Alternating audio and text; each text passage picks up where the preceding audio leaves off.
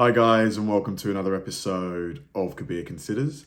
In this video, we're going to react to the story behind these one-hit wonders are truly tragic. Like most of us have heard, a one-hit wonder, and we thought, why didn't that artist release more music? Why are none of his or her other songs as big as this one?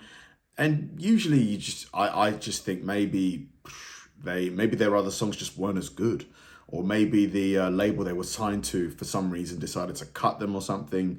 But apparently a lot of the time, something tragic has happened to the artist, whether they've died maybe, or just something awful that stopped them either producing music or whatever. So it's going to be quite interesting just to hear, why a lot of these one-hit wonders, they didn't replicate that success. Happens after your 15 minutes of fame runs out. Sometimes something truly terrible. Just ask these one-hit wonders. Blind Melon hit the scene in 1993, when many of the top-selling rock bands were hard-edged, downbeat grunge acts, such as Nirvana and Pearl Jam. Here, though, was a group strongly influenced by the sounds of the 60s and 70s, including southern rock, psychedelia, and hippie folk rock. Thanks in large part to a captivating music video that garnered significant MTV airplay, Blind Melon's single No Rain became the band's biggest and only hit song, peaking at number 20 on the Billboard Hot 100. The mega hit drove album sales too. Blind Melon's self-titled debut LP ended up moving 4 million units. However, no subsequent singles would register in quite the same way. Vocalist Shannon Hoon fronted the whole operation, a man who, with his long hair and high-pitched voice, sold the whole Blind Melon 60s throwback vibe. 2 months after the release of the band's second album, however, Hoon suddenly died, and Blind Melon fell apart. During a tour stop in October 1995, Hoon retreated to the band's bus and apparently passed out. Unable to revive him, his bandmates summoned authorities, who pronounced the singer dead at the age of 28. Hoon was later found to have overdosed on cocaine, which triggered a fatal heart attack. His heart couldn't take it anymore. He had just run his body down, and they found him there in his bunk. Would I Lie to You is one of the hottest songs on the radio in the summer. Gosh, man, that is 28. That is just so young. Oh my God. Damn. 92. Performed by R&B duo Charles and Eddie, the tune added modern, slick production to smooth 70s style soul singing and songwriting. This recipe worked wonders with the public. Would I Lie to You was a smash across multiple radio formats, reaching number 13 on the pop chart. Is that the Would I Lie to You, baby, would I lie to you? I think it's that song, isn't it? Number 15 in the adult contemporary market, and number 59 in R&B. It even went all the way to number 1 in the UK. But Charles and Eddie couldn't replicate the magic of Would I Lie to You. While a couple of follow-up singles charted respectably in the UK, they never gained much traction stateside. And after their sophomore album failed to sell well, Capitol Records dumped the duo from its roster. In April 2001, Charles Pettigrew died. Just before his death, he toyed with the idea of reuniting Charles and Eddie, and he and Eddie Chacon had been sending demo recordings to one another. Pettigrew didn't tell Chacon he'd been diagnosed with cancer, however. He died in Philadelphia at the age of 37. Hip-hop was still a fringe musical movement in 1988. Around that time, however, a number of radio-friendly rap songs brought the style into the mainstream. Get on the Dance Floor was one of those. Like, speaking of cancer, what is happening? Because I remember when I was a kid, it used to be 1 in 4 people was diagnosed with cancer. Now, like when I see a commercial for Cancer Research UK, which is a charity here, it's 1 in 2. Like, what is happening? Like, what is it that's causing cancer diagnoses or instances of cancer to be increasing? Is it the lifestyle, the diet? I mean, it's probably a combination of all things, but it's really scary. The single, performed by duo Rob Bass and DJ Easy Rock, reached number 1 on the dance charts and number 11 on the R&B charts. The duo are also known for It Takes Two, which weaved a Lynn Collins sample with house music beats, a crunchy guitar riff, and memorable vocal hooks and rap lyrics. Often sampled itself and used on soundtracks for decades after, the song hit number 36 on the pop chart and number 3 on the dance chart. He will forever be remembered for It Takes Two to Make a Thing Go Right. Oh, that's in 1994, around the same time that Rob Bass and DJ Easy Rock's partnership officially dissolved, Rodney Brown. It would be helpful if they played the songs, but I totally get why, the video would get taken down and blocked, copyright. These labels are honestly like, they are like sharks. Even 5 seconds worth of the song, they'll just like, yoink.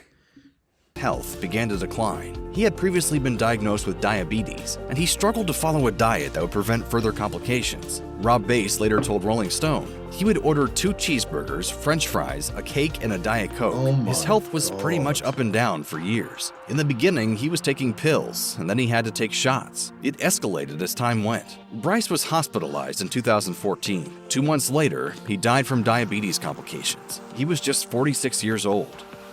In the mid-1990s, nothing else in the radio sounded quite like OMC. The act's hit song, How Bizarre, combined a Spanish guitar riff with a pounding drum beat and lyrics about a carjacking, delivered in a surprisingly upbeat manner. OMC was an abbreviation of the group's full name, Otara Millionaires Club, a wry reference to singer Polly Fumana's New Zealand hometown. How Bizarre went to number 1 on pop charts in Australia, Yeah, this one is the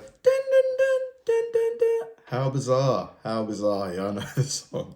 native New Zealand, and reached the top 5 in Germany, Sweden, the UK, and the United States, garnering airplay throughout 1996 and 1997. Neither Polly Fumana nor his brother Phil would live to reach the heights of pop stardom again. In 2005, Phil Fumana died at age 41 from a heart attack. Polly Fumana died in January 2010, just a few weeks shy of his 41st birthday. A few months later, his death certificate revealed the cause of his death: progressive demyelinating polyneuropathy, a rare and occasionally fatal neurological condition. In 1995, an odd yet catchy dance pop song rocked clubs and radio playlists in both the US and the UK. Its name, Scatman's. Man, it's just hearing about these young people dying, it's frightening, because, you know, we all assume we're going to make it to like 70, 80, 90, whatever, you know, but you just never know, do you? It's all you can do is hope, you know, live healthy and hope, you know. Bop Badot Bop. This song consisted of little more than a pulsing beat, electronic instruments, and a man frequently identifying himself as the Scatman, in between bursts of rapid-fire scatting. The Scatman in question was Scatman John, otherwise known as John Larkin, and his self-referential song placed high on the dance chart and pop chart. It also sold huge quantities of records in Europe and Japan. Larkin got interested in scatting to turn his stutter into an advantage. He added scat singing to his repertoire in 1984, by which time he was a well-established songwriter and jazz pianist. Less than 5 years after his unlikely pop breakthrough, Larkin's life and career were cut short. In December 1999, he died of lung cancer. Scatman John was 57 years old. After graduating from high school in Atlanta in the 1990s, Jennifer Scoggins adopted the stage name Jennifer Paige and moved to Los Angeles to make it as a singer. At the beginning of the teen pop era, Paige signed with Hollywood Records. In April 1998, she released her first single, the dreamy, laid-back dance tune Crush. Despite producing a number 4 hit in the UK and a number 3 smash in the US, Paige never came near the top 40 again. It was nuts. It was totally nuts, to be honest. More albums on smaller labels followed, and after they failed to make much of an impression, Paige settled into a career as a commercial jingle singer. In the mid-2000s, Paige's brother and parents all moved to the Nashville area, and she soon joined them. Toward the end of 2007, Paige's mother, Norma Scoggins, complained of fatigue and shortness of breath, which a doctor diagnosed as symptoms of pulmonary hypertension. After a 10-day hospital stay, Norma Scoggins died at age 58. Exactly a week later, Paige's father, 61-year-old Ira Scoggins, asked for a ride to the hospital in the middle of the night to treat severe chest pains. Just about a week later, he died. Paige lost both her parents in less than 3 weeks. A laid-back, hard-rocking, blues-inspired... God, could you imagine that? Oh my God. Oh. God forbid. God forbid. Freeze All Right Now is an eternal stalwart of classic rock radio. Singer Paul Rodgers and guitarist Paul Kossoff left their other groups in favor of Free and recruited Andy Fraser when the bassist was only 16 years old. A track from Free's third album, All Right Now, soared to number 4 on the pop chart in 1970. None of the group's next 4 albums produced a single that could crack the Hot 100, and Free broke up in 1973. Fraser went on to record a solo album in 1984. It bricked commercially, as did both of its singles. In March 2015, Fraser's family released a statement announcing that the classic rock musician had died. The premature death was a direct result of 2 chronic health conditions. In the 1980s, doctors diagnosed Fraser with AIDS, and later on Kaposi carcinoma, a type of cancer often developed by AIDS patients. Fraser was 62 years old when he died. Blue Cantrell almost took her debut single all the way to number 1. I In remember 2001, this. the singer hit number 6 on the The one with the Sean Paul. What's that supposed to be about, baby? Dirty up your mic and stop acting crazy. You know that one. R&B chart, and number 2 on the Hot 100 with Hit 'Em Up Style, a jaunty tune about getting revenge on your cheating partner by stealing their credit cards. Cantrell's next singles didn't follow Hit 'Em Up Style to those same chart heights. Only one Really? song, Breathe, ever performed well enough to Breathe. hit the charts, peaking at number 70 in 2002. Breathe only hit number 70? I thought that was a massive song at the time. I remember like in school, like having it on my MP3 player.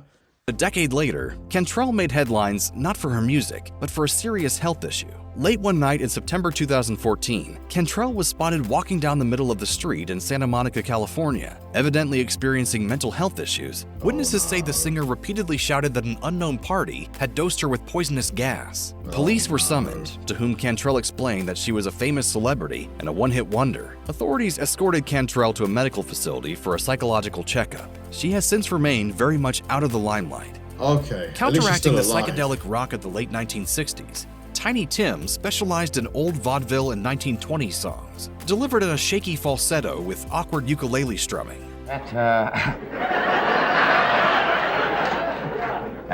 the damnedest act I've ever seen.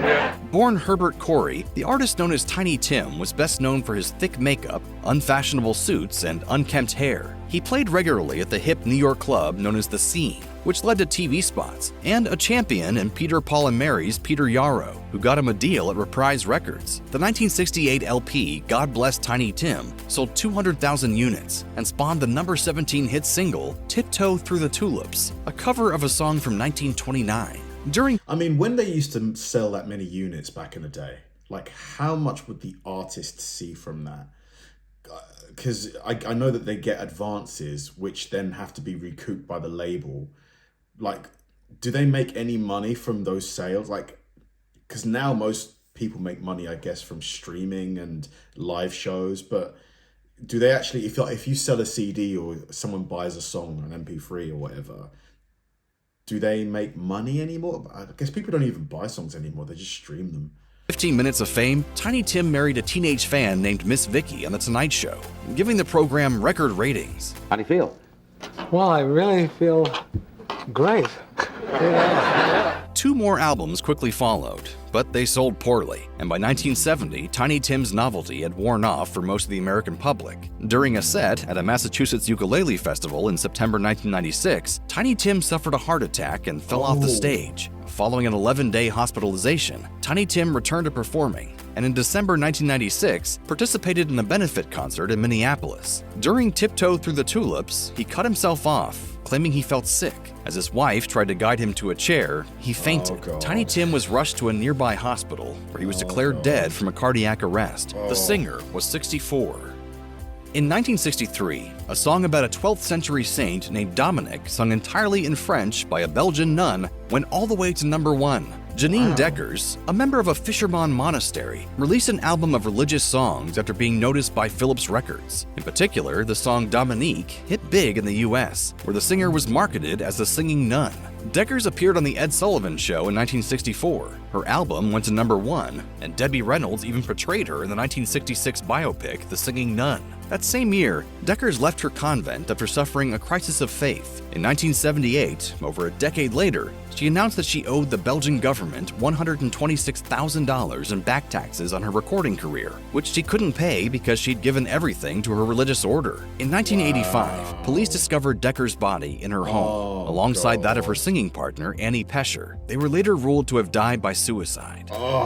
Born in Kentucky, rockabilly singer Ray Smith won a talent show. Jeez, after this video, I'm going to need to watch something funny or something, because this is it's just like getting punched in the gut every minute or so. An immensely popular local band called the Rock and Roll Boys, and starred on a Kentucky TV show. In 1958, he signed with Sun Records, the influential label founded by Sam Phillips that provided early career breaks to Elvis Presley and Johnny Cash. 2 years later, Ray Smith and the Rock and Roll Boys notched their first national hit with Rockin' Little Angel. The song sold 1 million copies, went certified gold, and reached number 22 on the Hot 100. The group's follow-up songs all flopped, however, and Smith & Company never had another hit single. Nevertheless, Smith remained in the music business. His biggest success? He wrote Conway Twitty's 1970 country #1 15 years ago. Frustrated and despondent over his inability to find lasting work as a musician, Smith moved out of the US and settled in Burlington, Ontario. In November 1979, the former hitmaker died by suicide. Smith was 45 years old. Wow. If you or someone you know is struggling with mental health, please contact... Gosh, that was just brutal at times. It's just so sad that, you know, I guess when you pour your life and soul and everything, your energy into your career, like you really want to make it, that's everything you're focusing on, you know, to not be able to reach the heights that you want to reach, it's devastating. It really is. But, you know, to take your own life because of it, it's just tragic. Because I mean, there's more to life than your career. Like, obviously, I don't want to pass judgment on anyone because, you know, the circumstances were horrible. But it's just sad that in the situations where they, you know, did that their family wasn't there to stop them. Perhaps they tried, you know. And the young people who passed away, you know, the first one was 28. It's just like, oh, man, so young. Thanks for watching, guys, and I'll see you in the next one.